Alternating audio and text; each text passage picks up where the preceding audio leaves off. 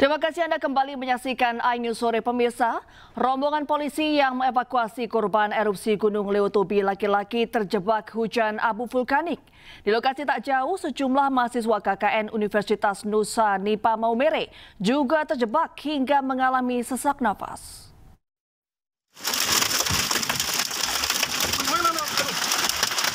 Oh, bisa buka ya? Oh, tidak bisa. Bisa apa ngeri? Itu dapat tidak patung.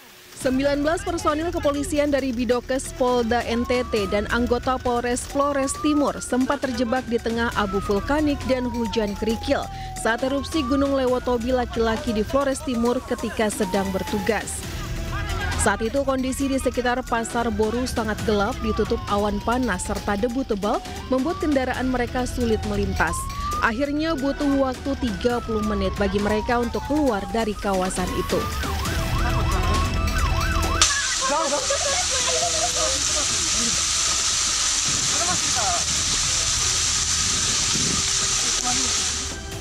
Hal serupa juga dialami sejumlah mahasiswa yang tengah menjalankan program KKN di Desa Unek Dueng, Kecamatan Talibura, Kabupaten Sika, Nusa Tenggara Timur.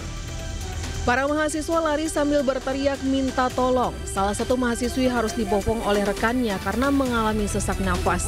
Rektor Universitas Nusa Nipah membenarkan peristiwa tersebut dan menyatakan para mahasiswa telah dievakuasi ke lokasi yang aman dan mendapat perawatan. Saat itu mereka sedang berada di lokasi pendataan di beberapa dusun di Desa Unek Dueng, dan pada saat mereka sedang melakukan pendataan itu terjadi letusan atau erupsi Gunung Lewotobi, sehingga mereka kemudian mengevakuasikan diri mereka secara mandiri, dan salah satu teman mereka memang dalam kondisi menderita asma. Sementara di Gunung Lewotobi laki-laki mengalami erupsi hingga Selasa pagi dengan 2 kali letusan dengan tinggi 4.000 meter. Petugas pos pengamatan Gunung Api Lewotobi laki-laki menghimbau warga untuk tidak melakukan aktivitas apapun dalam radius 6 hingga 7 km. Warga juga diminta tenang dan ikuti arahan Pemda. Dari Flores Timur NTT, Joni Nura, iNews melaporkan. Pemirsa, tim SAR gabungan kembali menemukan 2 jenazah yang diduga korban tenggelamnya KMP Tunu Pratama Jaya di perairan Selat Bali. Kedua korban ditemukan di perairan Tanjung Anjer Sembulangan Muncar, Banyuwangi yang diperkirakan berjarak lebih 30 mil dari titik awal kejadian. Ya, izin pimpinan proses evakuasi tim SAR gabungan Basarnas Potensi beserta Polairut. Tim SAR gabungan kembali menemukan 2 jenazah yang diduga korban tenggelamnya KMP Tunu Pratama Jaya di perairan Selat Bali. Jenazah pertama ditemukan nelayan sekitar pukul 1:24 waktu Indonesia Barat dengan korban berjenis kelamin laki-laki memakai kaos hitam lengan pendek dan celana pendek warna hitam. Sementara 1 jenazah lainnya berjenis kelamin laki-laki mengenakan baju lengan pendek dan celana pendek ditemukan pada pukul 5:30 waktu Indonesia Barat di lokasi yang sama. Kedua jenazah langsung dibawa ke kamar jenazah Rumah Sakit Umum Blambangan, Banyuwangi untuk identifikasi lebih lanjut. Bahwasanya kita menemukan semalam 1 yang diduga korban jiwa dari KMP Tunu yang tenggelam di hari Kamis kemarin. Kemudian dan hari ini kita menemukan juga 1. Kita langsung melaksanakan kegiatan evakuasi dimulai dari Bulungan, Kecamatan Muncar, Kabupaten Banyuwangi. Kemudian kita membawanya ke Pantai Bum dan diserahkan ke teman DVI untuk dilaksanakan identifikasi. Kondisinya seperti apa? Kondisinya pada saat ditemukan rata-rata berada di atas permukaan air dengan badan dan wajah ke bawah air. Hingga saat ini korban ditemukan sebanyak 40 orang, diantaranya 30 orang ditemukan selamat dan 10 orang ditemukan meninggal dunia. Sementara 25 orang lainnya masih dalam pencarian. Dari Banyuwangi, Jawa Timur, Eris Utomo, iNews melaporkan. Ya pemirsa, usai menghadiri KTT BRICS 2025 di Rio de Janeiro, Brazil, Presiden Prabowo melanjutkan kunjungannya ke Brasilia. Rencananya Presiden Prabowo akan bertemu dengan Presiden Brasil Luiz Inácio Lula da Silva.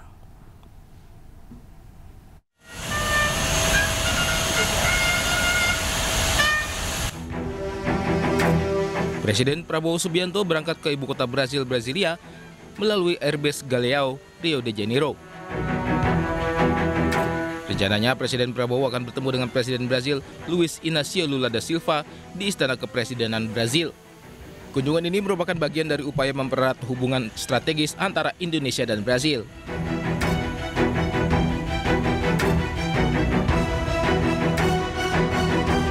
Sebelumnya, Presiden Prabowo menghadiri KTT BRICS yang digelar di Rio de Janeiro. Kedatangannya disambut hangat para anggota BRICS. BRICS adalah forum kerjasama internasional yang awalnya didirikan oleh Brasil, Rusia, India, dan Cina pada tahun 2009. Indonesia resmi menjadi anggota penuh BRICS pada 1 Januari 2025. Sekretaris Kabinet Teddy Indrawijaya menyebut bahwa keikutsertaan Indonesia dalam KTT BRICS merupakan sejarah baru diplomasi. Presiden Prabowo Subianto telah menyelesaikan rangkaian kegiatan konferensi tingkat tinggi BRICS yang digelar selama 2 hari di Rio de Janeiro, Brasil. Kehadiran Prabowo dalam forum KTT BRICS menjadi tanda partisipasi resmi Indonesia untuk pertama kalinya sebagai anggota penuh BRICS. Sekretaris Kabinet Teddy Indrawijaya mengatakan bahwa keikutsertaan Indonesia dalam KTT BRICS tahun ini merupakan poin penting dalam sejarah hubungan luar negeri Indonesia yang diinisiasi langsung oleh Presiden Prabowo. Prabowo Subianto menghadiri KTT BRICS dan hari ini adalah hari kedua sudah selesai, yang mana ini artinya ada sejarah baru. Indonesia secara resmi mengikuti KTT BRICS yang pertama kali, dan ini adalah inisiasi dari Bapak Presiden. Kemudian di tahun yang sama kita diterima, kemudian seluruh negara anggota BRICS dukung, support, dan akhirnya di tahun yang sama juga kita resmi menjadi anggota penuh BRICS.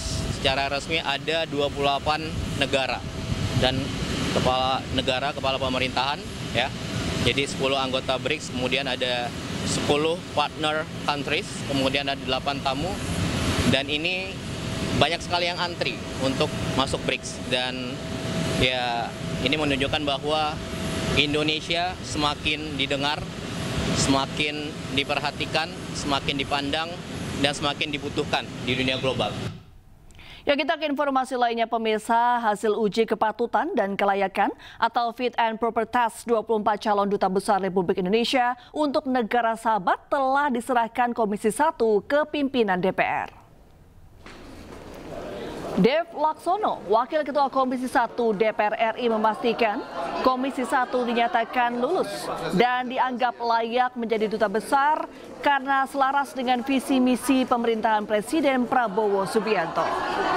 Hasil uji kepatutan dan kelayakan atau Fit and Proper Test 24 calon duta besar Republik Indonesia untuk negara sahabat telah diserahkan Komisi 1 ke pimpinan DPR.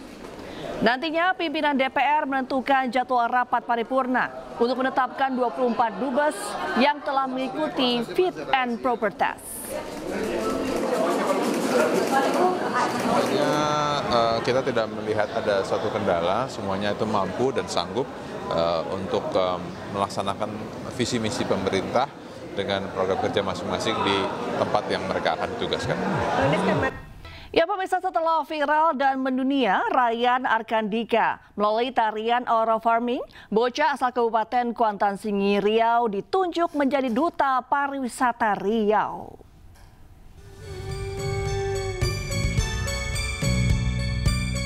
Aura Farming yang mendunia ini viral dengan hadirnya bocah yang menari di atas perahu dalam lomba pacu jalur di Kabupaten Kuantan Sengi, Riau.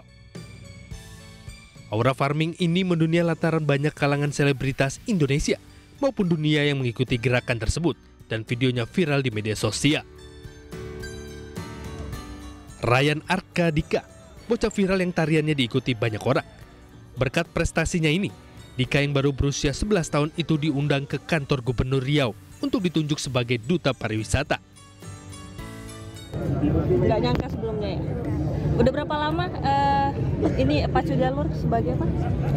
Sebagai onjai berapa lama? 2 tahun. 2 tahun. Nah. Apa sih sisi tersulit atau yang membuat pacu jalur ini menarik buat adik sendiri? Asik nggak kira-kira? Asik. Apa yang susah kira-kira? Menyeimbangkan badan atau gimana? Menyeimbangkan badan susah. Tak hanya menjadi duta pariwisata, Dika juga menerima bantuan uang pendidikan senilai 20 juta rupiah dari pemerintah Provinsi Riau. Bantuan ini diserahkan langsung oleh Gubernur Riau Abdul Wahid. Ini merupakan momen yang baik bagi saya sebagai pemimpin dalam rangka mempromosikan budaya dan tradisi Riau. Beliau jasanya besar, orang selama ini hanya mengenal sebahagian saja tentang kebudayaan Riau. Salah satunya adalah pacu jalur yang ada di Kuantan Sengingi. Hari ini hampir semua orang membuka mata bahwa tradisi dan budaya sangat berkembang di Riau, terutamanya pacu jalur.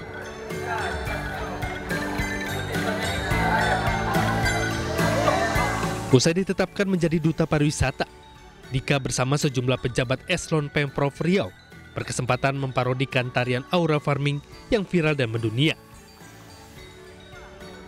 Terpilihnya Dika jadi duta pariwisata Riau diharapkan dapat terus memperkenalkan wisata Riau ke dunia internasional. Dari Pekanbaru Riau, Indra Yusrizal, iNews melaporkan.